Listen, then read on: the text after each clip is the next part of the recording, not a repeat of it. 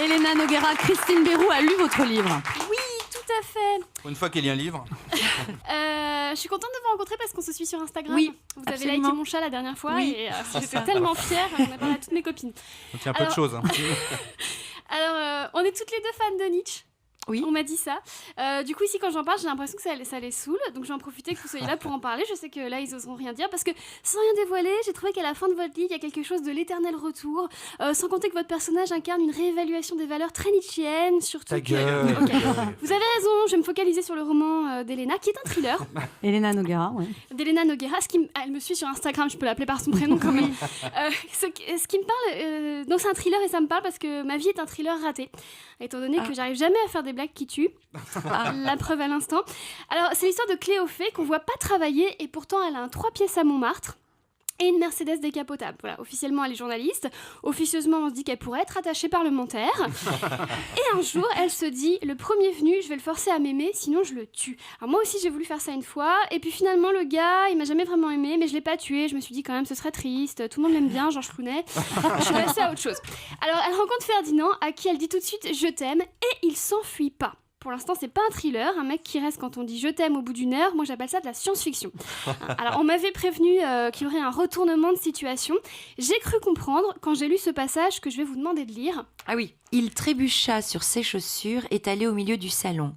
Il y avait une dizaine de paires, parmi lesquelles, en amateur qu'il était, il reconnut des belles de jour de chez Vivier, des ballerines de chez Repetto, des rondini côtoyant de vieux stilettos et des pumas des années 80. Donc là, je me suis dit, j'ai compris. Le gars reconnaît toutes les marques des chaussures de la fille. En fait, il est gay. Mais c'était pas ça. Toujours est-il que Cléophée va foutre encore plus de bazar dans la vie de cet homme que Philippe Poutou dans un débat pour les présidentielles. Parce que c'est une hédoniste, une fille entière. D'ailleurs, dans le livre, elle fait que de boire de l'alcool et manger italien. Dommage que l'histoire ne fasse que 200 pages. Encore 300 pages et elle allait faire le même poids que moi. Alors, Cléophée prend de la drogue aussi. D'ailleurs, pour avoir des noms de drogue crédibles, vous avez demandé à votre nièce quelles étaient les drogues à la mode en 2017. Alors moi, j'ai demandé à ma nièce quelle était sa drogue. Elle m'a répondu le Nutella. Donc, on n'a pas la même famille. Cléophée emmène Ferdinand en Italie avec un revolver dans sa boîte à gants. Oui. Mais en vrai, ce qui m'a stressée, je vous le dis, c'est pas qu'elle prenne une arme. Ce qui m'a stressée, c'est plutôt qu'elle ne prenne pas de brosse à dents. Je me suis dit, si elle le tue pas avec le flingue, non mais c'est vrai, elle va le tuer le lendemain au réveil sans faire exprès en voulant l'embrasser. Mais bon, donc je vous le dis en tant que lectrice. Oui, pour la prochaine fois, mettez toujours une brosse à dents dans la Mais boîte. c'est vrai. C'est perturbant pour la Une lectrice. pocket brosse à dents. Ouais. Voilà un petit truc beau. Oui. Mais en résumé, Ciao à mort, c'est la thématique du je t'aime moi non plus, qu'on retrouve beaucoup entre les personnages de romans, de films ou encore entre Benoît Hamon et les sondages. Mais merci Arnaud de Manche.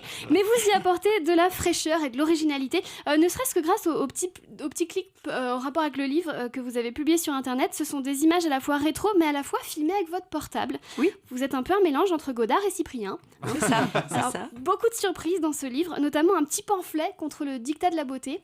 Des magazines féminins, vous qui êtes Absolument. physiquement parfaite, c'est gentil de vous préoccuper des filles normales. Anne et moi, on vous remercie. Beaucoup.